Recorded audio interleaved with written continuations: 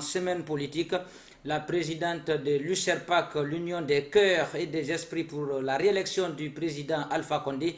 Donc avec elle, nous allons analyser les lignes de force de l'actualité majeure, les actions de l'UCERPAC, la présidentielle du 11 octobre 2015 et l'impasse politique qui perdure en Guinée, l'opposition qui a rejeté en bloc les propositions de sortie des crises, en tout cas faites par le gouvernement, a annoncé la reprise de ces manifestations de rue. Donc sur ce plateau, nous avons Madame Mama Tadi Condé. Madame, bonsoir. Bonsoir, Fali. Bienvenue dans Semaine Pro. Merci. Alors, avant de parler donc de l'impasse politique, à présent, on va parler de l'UCERPAC. C'est quoi l'UCERPAC et quels sont ses objectifs? Je vous remercie, Fali. L'UCERPAC est un mouvement politique ici dont la signification est Union des cœurs et des esprits pour la réélection du professeur Alpha Condé. Et l'idée est sortie de l'union d'un certain nombre de jeunes cadres et femmes, principalement de Koléa, Matam et un peu partout, parce qu'on a des adhérents même à Nongo, Tombolia, toutes les communes pratiquement, et même au-delà, Kindia, Kankan, Doubreka. Quels sont les objectifs que vous vous êtes assignés? Les objectifs assignés ici par notre union, d'abord l'objectif principal, c'est pour contribuer au plébiscite de notre cher président, le professeur Alpha Condé. Et nous avons dit comment faire pour vraiment accompagner le professeur. Nous n'allons pas nous limiter seulement à applaudir ou à danser. Donc nous avons mis des initiatives ici sur place qui consistent ici à vulgariser les acquis de la Troisième République auprès des populations de la base surtout, les illettrés. On le fait dans les langues nationales. Et à part ça, notre première action, c'était principalement, nous sommes dans l'humanitaire, généralement. Et c'est ce qui a fait qu'à la veille du mois de Carême passé, le 14 juin, nous avons fait une remise de dons au Palais du Peuple aux meilleurs élèves de la capitale des 5 communes. Bien sûr, en partenariat avec les DCE, des communes, principalement la DCE de Matam. Ce Matam seulement a eu 26 prix. Aussi, à la suite de cela, le samedi passé, les personnes de bonne volonté qui nous ont assistés à réaliser ce projet, nous avons pensé, en guise de reconnaissance, à leur remercier en leur remettant des diplômes de satisfecit ici, ce qui fut fait le 25 juillet passé sous la haute présidente de monsieur le gouverneur de la ville de Conakry, Sir Bassorel Camara, que je tiens à remercier ici. Alors, madame, dites-nous très rapidement pourquoi le choix du président Alpha Condé. C'est vrai qu'il n'est pas le seul candidat donc, qui sera à la course pour la présidentielle dont le premier tour est prévu le 11 octobre prochain. Dites-nous pourquoi le choix de cet homme. Je vous remercie, mon frère. Le choix de ce grand homme, à moins que celui qui se fait aveugle ou borgne, et même si on est aveugle, on doit sentir aujourd'hui les acquis de développement, les actions de développement posées par ce monsieur à travers la Troisième République. On peut citer ici tant d'autres. Premièrement, oui, allez-y. Voilà. D'abord, il dédie son mandat à la jeunesse et aux femmes. Donc nous, la jeunesse, nous n'avons aucun droit de ne pas suivre ce monsieur-là. Oui, mais madame, sur ce point, avant de vous laisser continuer, vous ne pensez pas que le président de la République a mordu la poussière, d'autant plus que lui-même, officiellement, il a reconnu qu'il avait tenu des promesses en faveur des femmes et en faveur de la jeunesse, mais qu'il n'a pas pu réaliser. Alors, dites-nous pourquoi ce soutien? Oui, mon frère, on ne peut pas tout faire.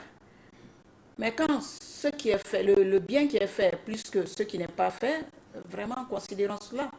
Et ici, je vous informe que si vous n'êtes pas au courant, il avait mis 130 milliards. Il y a un fonds qui existe ici, qui était là pour gérer les 130 milliards au profit des jeunes et des femmes. Les premiers bénéficiaires n'ont pas su utiliser les sommes qu'ils ont reçues, comme ça se devait passer. C'est un don à rembourser. Oui, mais est-ce que ce fonds a été mis, en tout cas, à la disposition de toutes les coopératives ou des associations de jeunes? Est-ce que ce n'était pas simplement octroyé donc, aux mouvements qui soutiennent le président Alpha Condé? Pas du tout, mon frère, pas du tout. En ce moment, d'ailleurs, il n'y avait pas cette prolifération de mouvements à travers le pays. Non, le fonds a été effectivement mis ici à la disposition, ce que je vous ai dit. Les premiers qui en ont bénéficié n'ont pas su faire comme ça se devait. Donc, c'est pour cela, ce second mandat-là, il faut absolument qu'il ait ça, afin qu'il puisse vraiment réaliser ces projets qui n'ont pas pu, il ne pourra pas tout faire, mais il va poser les jalons qui permettra à celui qui viendra quand même de continuer, de bien travailler, pour ne pas qu'il soit dans les mêmes difficultés que le professeur l'a été. Alors, oui, continuer sur les motivations donc, du choix du président Alpha Condé. Les motivations surtout, mon frère, quand on prend aujourd'hui la fonction publique, le fichier ici, le nombre de fonctionnaires était de 51 ou 50, en tout cas ça ne faisait pas 61 000 entre 2003 et 2004. En 2014, c'est passé à plus de 100 000, donc à plus de 108% d'augmentation. Et les nouveaux engagés, il y a eu 3 000 jeunes engagés, 3 000. Comme il l'a dit, il y a le monsieur le ministre de la fonction publique, Sékou Kourouma, à travers des tests organisés ici, les 500 jeunes qui ont été nommés DAF dans les différentes grandes directions, sont tous des jeunes, vraiment qui sont à la hauteur. Il y a, ça c'est tant d'autres. Par exemple, aussi, quand ce fichier-là est bien nettoyé, je crois que ça permettra à la gestion saine et transparente des fonctionnaires et des contractuels, fonctionnaires ici de la fonction publique. Par exemple, il y en a qui suivent des différentes formations qui sont sanctionnées ici par des certificats de formation. On peut aussi s'améliorer en suivant des cours dans les universités ou dans les institutions. Donc ça permettra ici de reclasser les fonctionnaires, ce qui n'était toujours pas fait. Ici, étant foncier, toi-même, tu ne te levais pas pour suivre ton dossier. Non, ce ne sera plus le cas.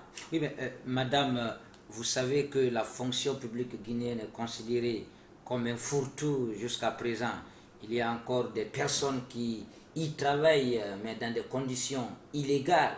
Alors, même le ministre dont vous parlez, le ministre Sékou Kourouma, il a été à un moment accusé par certains fonctionnaires, en tout cas, d'avoir, en tout cas, employé ces enfants dans la fonction publique de façon légale. Vous pensez que ce sont des actes à saluer aujourd'hui?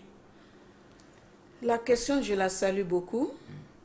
Ceux qui ont dit ça ne connaissent pas la personne de ce monsieur que moi je connais depuis plus de 20 ans. Monsieur Guilavogui, si un test est organisé, vous avez des enfants, c'est un exemple, parce que pour ne pas dire que c'est faux, vous avez des enfants intellectuels et qu'ils arrivent à faire le test. C'est ouvert pour tous les Guinéens. Eh bien alors, vous aussi formez-vous, soyez au même niveau pour être admis au test.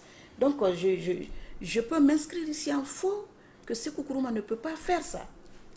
Si ces enfants sont engagés, c'est qu'ils sont aptes. Alors, madame, à quelques mois du premier tour de la présidentielle du 11 octobre prochain, on assiste à une prolifération, en tout cas, des mouvements de soutien en faveur du président Alpha Condé. Alors, expliquez-nous un peu le rôle que ces mouvements sont en train de jouer, parce qu'on a tendance à assister vraiment à des mouvements qui participent à la dégradation du climat social, parce que la plupart des responsables des mouvements, en tout cas, vont jusqu'à utiliser des discours à connotation ethnique ou bien communautariste. Vous ne pensez pas que ces mouvements aujourd'hui n'ont pas leur raison d'être? Ces mouvements oui. ont bien leur raison d'être. À partir du moment que c'est l'article 10 ici qui nous le permet. Tout citoyen a droit de manifestation et de cortège.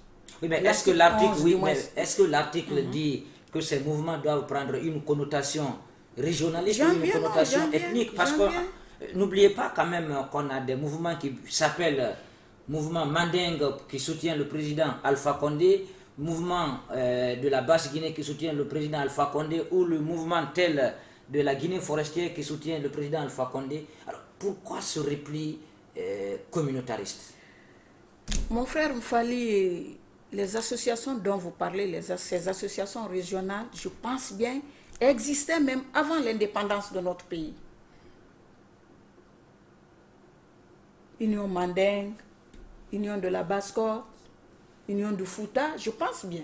Donc ça n'a rien à voir avec les mouvements de soutien aujourd'hui. Oui, des mouvements qui sont devenus purement politiques et on sait que leur intérêt, c'est peut-être de chercher un poste de responsabilité. On a quand même vu des responsables de mouvements dans ce pays, en tout cas être nommés par le président de la République. Est-ce que c'est ça? Vous confirmez cette information, madame? Ces mouvements ne peuvent être autres que politiques. Parce que c'est pour soutenir les actions du gouvernement de la Troisième République à travers ce monsieur, le professeur Alpha Condé. Donc ça ne peut être politique. Donc si un mouvement ou un chef de file d'un mouvement, le président trouve vraiment qu'il peut travailler avec lui, mais je ne trouve pas redit. C'est normal. En ce qui concerne les discours ethnocentriques, si c'est fait, je le condamne, mais je ne pense pas. À travers les mouvements que moi je connais, en tout cas les mouvements de soutien. Raison pour laquelle d'ailleurs nous travaillons toujours en synergie. Nous avons des partenariats avec beaucoup de mouvements. Alpha Inch'Allah, Alpha Dankama, Mozak, plein. Oui, quel rôle alors jouez-vous pour justement la réélection du président Alpha Condé? Le rôle particulier de l'USAPAC ici, je vous ai dit que nous accompagnons le professeur. Et nous l'accompagnons comment? À travers les initiatives de développement que nous posons ici.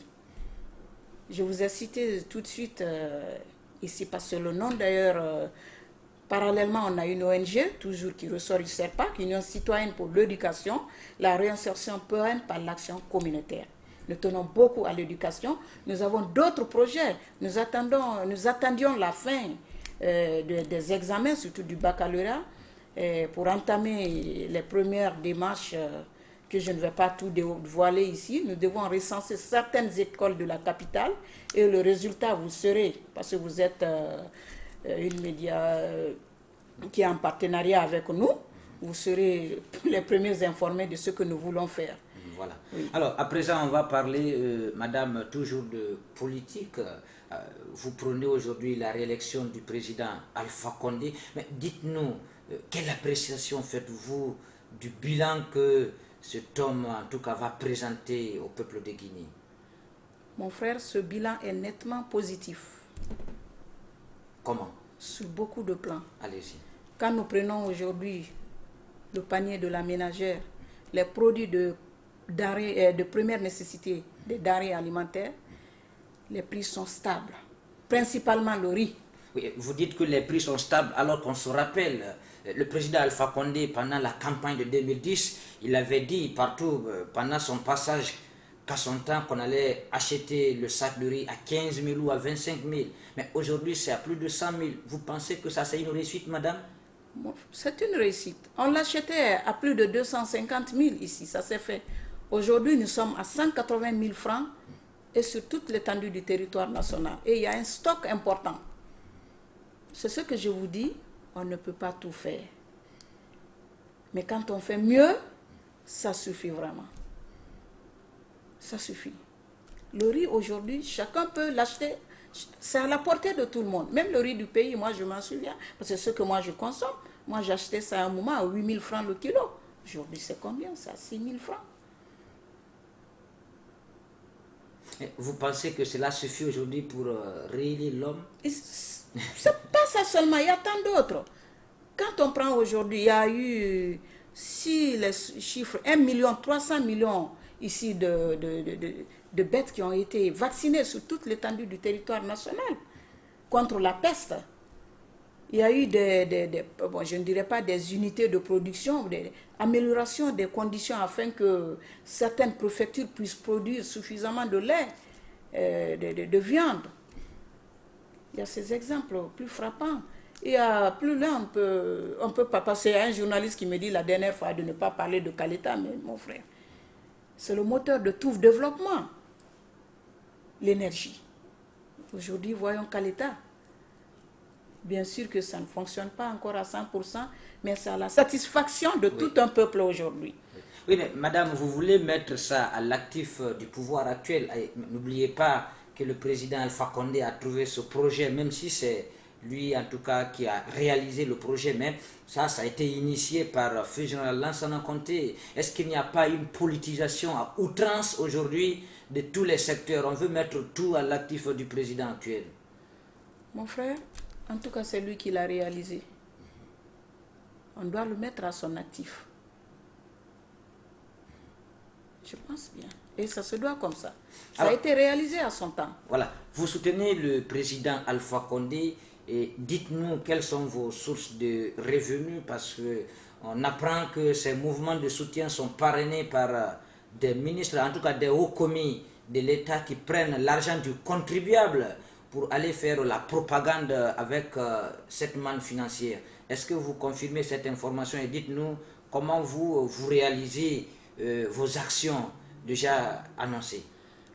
Je ne peux pas confirmer cette information. Si un ministre soutient ici un mouvement, mais il peut le financer à partir de ses fonds propres, pourquoi toucher à l'argent du contribuable? Jamais. C'est pour cela que le professeur a initié ici la caisse unique. Non.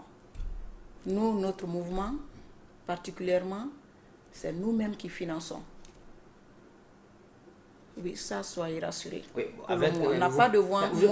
Vous venez pourtant de citer une panoplie d'actions déjà réalisées sur le terrain, notamment dans le secteur éducatif. Vous pensez que les petites cotisations que vous faites aujourd'hui suffisent pour réaliser ces actions? Non, pas du tout. Les cotisations, on n'en a même pas commencé encore. C'est à partir de la volonté manifeste des membres du bureau exécutif.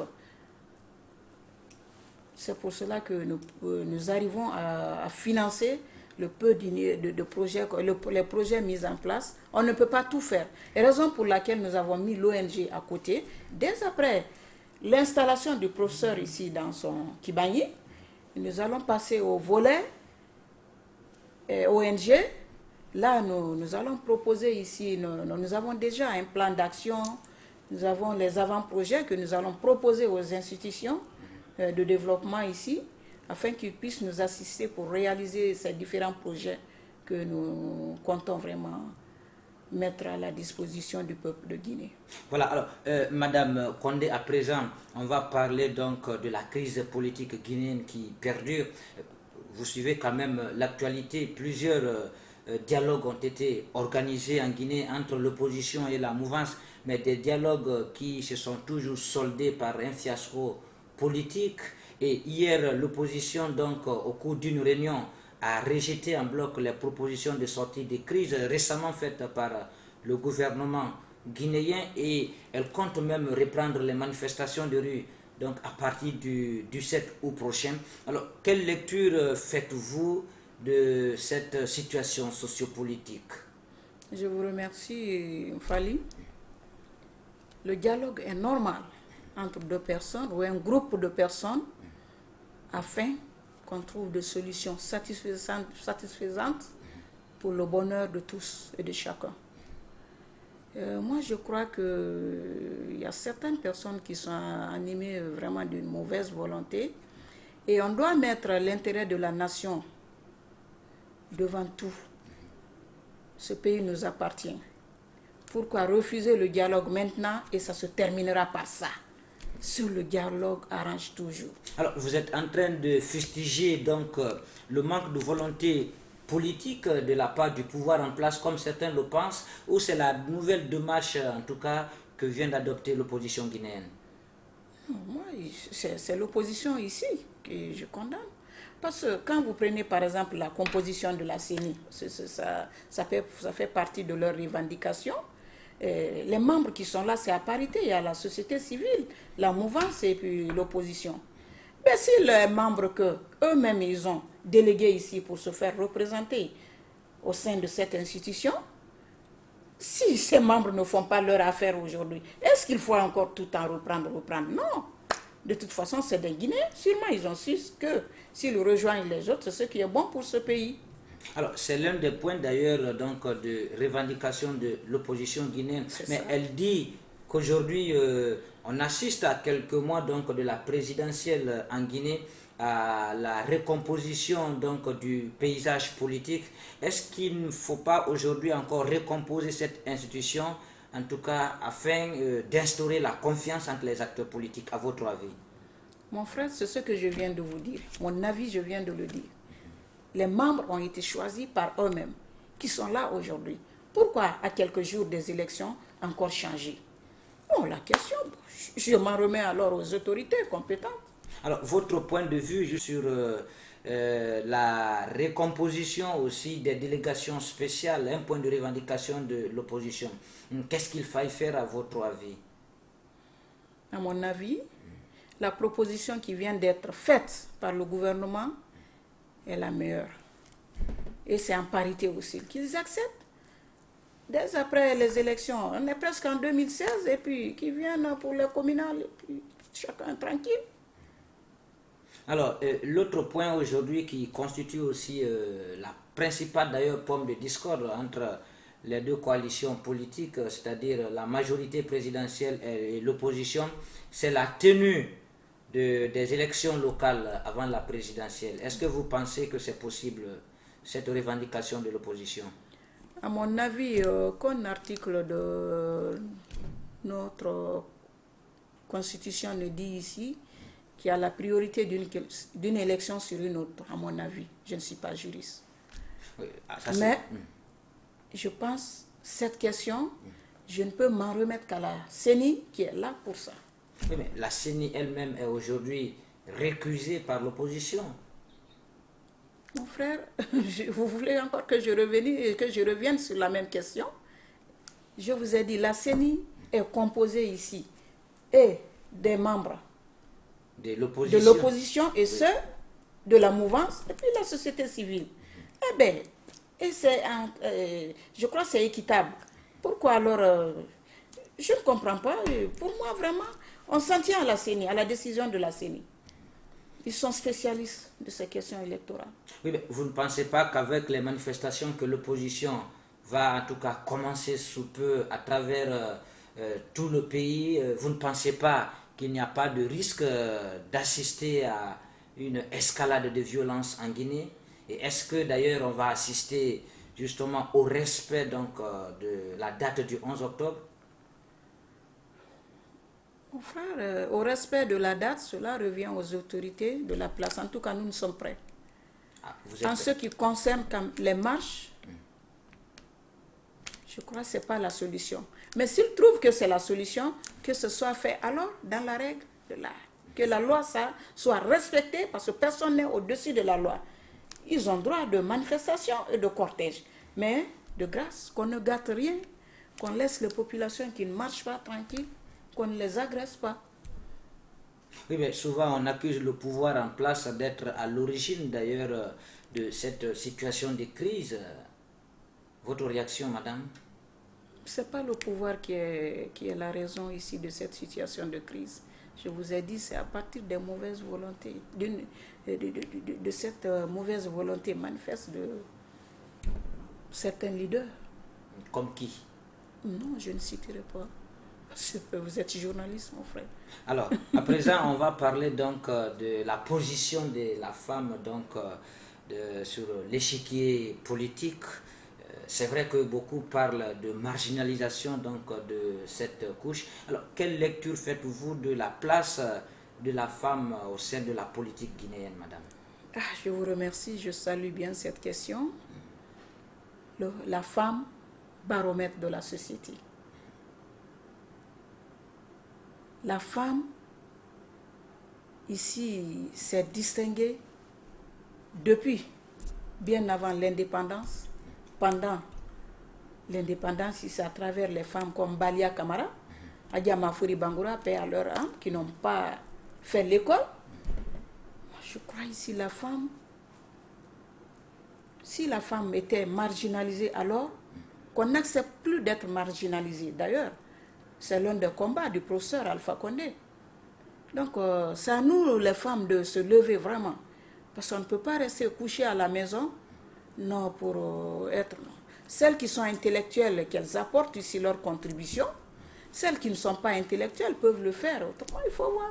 Quand vous vous levez aujourd'hui, mon frère, à 5 h du matin, les premières personnes que vous rencontrez, les 80% sont les femmes. Si vous voyez un homme, peut-être ça c'est pour aller à la mosquée, mais les femmes sont déjà sur pied pour aller chercher des marchandises par-ci par-là et les revendre pour s'occuper ici de sa petite famille. Oui, mais est-ce que, quand nous prenons la politique, est-ce que les femmes n'ont pas du mal à s'affirmer dans ces secteurs? Parce qu'il y a quand même moins de femmes, en tout cas, qui évoluent ou qui dirigent des partis politiques en Guinée. Oui, mon frère. Est-ce que c'est dû, entre griffes, à une incompétence? Non, pas du tout.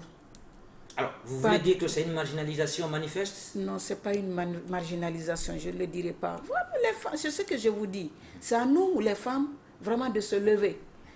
Il y a de ces femmes qui se sont fait illustrer ici, de notre génération. Là, il y a Dr Makale Traoré.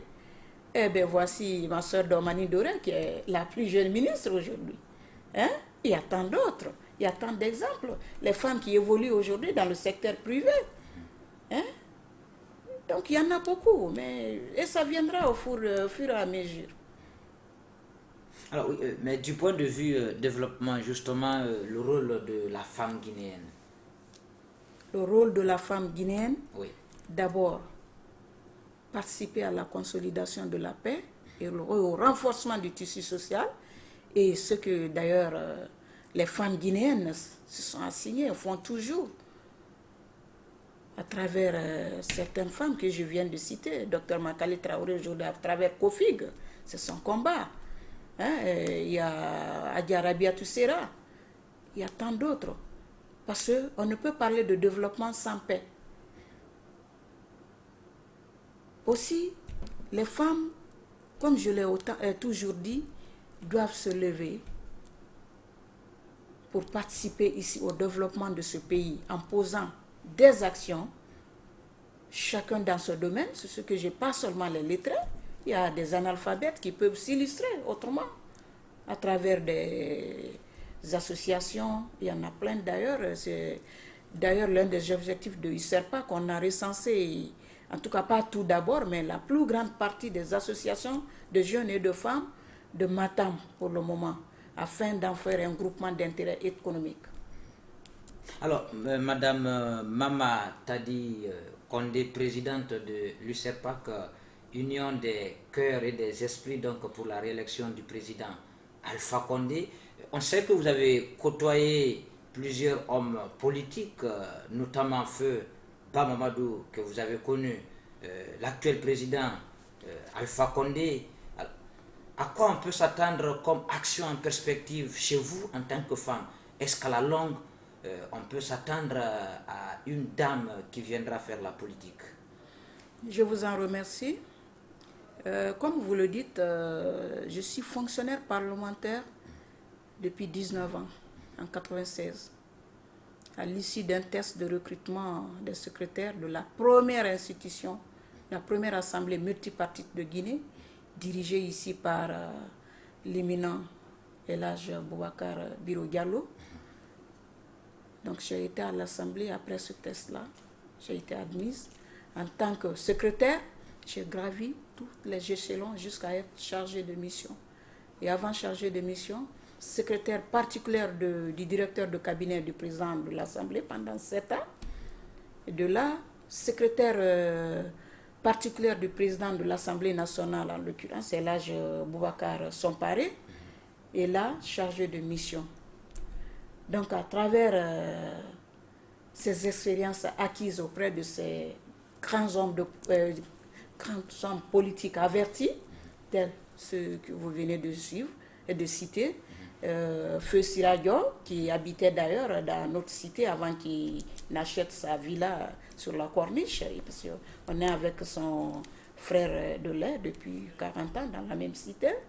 Il y a Feu Bamamadou, professeur Alpha aujourd'hui, Elas Somparé, qui était le président du groupe parlementaire, et tant d'autres qui sont ministres aujourd'hui me connaissent. Et à travers ça, je ne suis pas limitée à ça seulement par mes propres frères. À mes propres frères, j'ai participé au moins à une vingtaine de conférences, de symposiums, de stages à travers le monde. Donc, les principales ici sont une conférence tout dernièrement sur le rôle de la francophonie dans le rôle de la démocratie culturelle dans les États francophones. C'était à l'Assemblée nationale française en septembre 2014 et aussi en septembre 2013. J'ai été au Canada à l'École nationale de l'administration publique, ENAP, pour participer à la gestion accès des résultats à la gare. Après 2 semaines de formation, j'ai cette attestation. Il y a tant d'autres. Donc je voudrais vraiment mettre ces expériences à la disposition des jeunes. Mon association, les jeunes, ils vous le confirmeront. Parce que je tiens beaucoup à la formation. Chaque fois que j'entends, il y a une formation ici, à mes propres frères, je délègue 1 ou 2 jeunes pour participer à la formation. Et moi aussi, ce que je peux donner pendant les réunions techniques, comme l'expérience ici, tant sur le plan politique, social, quoi, je leur donne ça. Parce que la formation, vraiment, c'est nécessaire pour nous les jeunes. Alors, mais est-ce que vous allez faire la politique à la longue? Mon frère, tout le monde est politicien. Et surtout à partir du moment que je suis dans un mouvement politique, je suis politique. Je le suis déjà. C'est loin d'être un sale boulot. Vous venez de le dire que pourquoi les femmes ne se démarquent pas ici, que si c'est une marginalisation ou quoi. Non, donc c'est ma manière de contribuer ici au développement de ce pays. C'est ma manière. Alors, vous avez côtoyé la plupart des grands hommes politiques, les premiers grands hommes politiques en tout cas qui ont participé à la naissance et même à la consolidation donc, de notre jeune démocratie. Vous les avez côtoyés. Peut-être que vous avez même compris un peu leur démarche. Alors, avec l'évolution de la politique, donc cette mutation que donc ce secteur a connue, si on vous demandait, est-ce qu'il n'y a pas, la politique guinéenne n'a pas dégringolé, madame, quelle est votre réponse? Je vous remercie. La politique guinéenne n'a pas du tout dégringolé, mon frère. Nous savons que la politique des années 90 et maintenant, c'est différent. Je connais de ces personnalités qui sont décédées. Il y en a qui vivent aujourd'hui, qui ont été emprisonnés ici, feuilletés. Jusqu'à présent, ils portent des cicatrices sur leur corps. J'en connais assez. Mais aujourd'hui, on ne peut pas se permettre de le faire. Est-ce qu'on peut parler de dégringolation là? Non, mon frère. Ça avance bien à petits pas. C'est qu'on est pressé. Les pays les plus avancés que nous voyons aujourd'hui, ils ne l'ont pas fait en 20 ans, ni en 50 ans. La Révolution française que je maîtrise un peu, la Révolution de 1789, mon frère, eh bien, il faut lire ça, comment les rois se comportaient. Oui, mais beaucoup pensent que les acteurs politiques guinéens, alors depuis 2010 à nos jours, se sont repliés sur leur communauté de par le discours et même les programmes de société. Alors, tout se focalise sur l'ethnie et la communauté. Est-ce que vous partagez cet avis? Pas du tout, je ne le partage pas. Si c'est fait, ici, moi, je ne condamne pas les hommes politiques. Qui vous condamnez alors? Je condamne les militants qui suivent un homme politique parce que nous sommes de la même région. Oui, mais est-ce que ce n'est pas dû aussi à l'amateurisme entre griffes donc, de la plupart des acteurs politiques? Pas du tout, en tout cas pas le nôtre. Pas le vôtre. Alors, madame, nous arrivons presque au terme de cette émission. Oui. Alors, vous allez fixer la caméra qui est devant vous et vous aurez 3 minutes pour convaincre en tout cas la couche féminine pour convaincre la couche juvénile, en tout cas sur tout ce que vous êtes en train d'entreprendre. Vous dites que vous voulez en tout cas la réélection du président Alpha Condé. Alors vous avez 3 minutes pour lancer un appel à l'endroit des Guinéens, et surtout pour la préservation de la paix et de l'unité nationale. Merci Fali. Tout d'abord, je tiens à remercier tous ces millions de téléspectateurs qui nous ont suivis à travers ce plateau, et aussi tous mes remerciements à tout le peuple de Guinée, sexe confondu, c'est-à-dire toutes les ethnies ici, je salue tout le monde. Et nous devons nous donner la main pour préserver ici le tissu social, pour renforcer la paix prônée ici par le professeur Alpha Condé. Comment? Jeunesse de Guinée, j'en rappelle chacun de venir auprès de ces mouvements, particulièrement auprès de l'UCEPAC, pour adhérer aux idéaux de développement du professeur, engagé par le professeur Alpha Condé, car c'est lui qui peut faire notre affaire aujourd'hui. C'est le professeur Alpha Condé, à travers les cadres qui l'entourent, qui pourra aujourd'hui nous engager à la fonction publique. Bien sûr, si nous avons le niveau. Aux femmes de Guinée, nous avons toujours été devant. Aujourd'hui, j'ai connu un peu le régime de Sékou Touré et totalement le régime Lansana Conté. Et maintenant, la femme a été toujours devant. À moi ici de saluer une dévancière, Adia Mafori, Mbalia Bangoura, Madame Lofo, et de notre génération, Dr Makali Traoré. Il y en a plein. Donc, et je vous rassure, il y a plein de Dr Makali Traoré dans ce pays. Au 2e mandat, vous verrez d'autres couleurs de la femme guinéenne ici. Lèvons-nous, car l'avenir de ce pays nous appartient. Merci. Voilà, mesdames et messieurs, donc je rappelle que nous étions avec Madame Mama Tadi Condé, elle est présidente de l'UCERPAC. L'UCERPAC entendait Union donc des cœurs et des esprits pour la réélection du président Alpha Condé. En tout cas, merci d'avoir suivi cette émission. Nous vous donnons rendez-vous la semaine prochaine avec d'autres acteurs politiques. Mais avant de vous quitter, retenez cette petite citation. Toutes les vérités ne sont pas bonnes à dire, et c'est lorsqu'elles ne sont pas bonnes à dire qu'elles méritent d'être dites. Merci. Prenez soin de vous.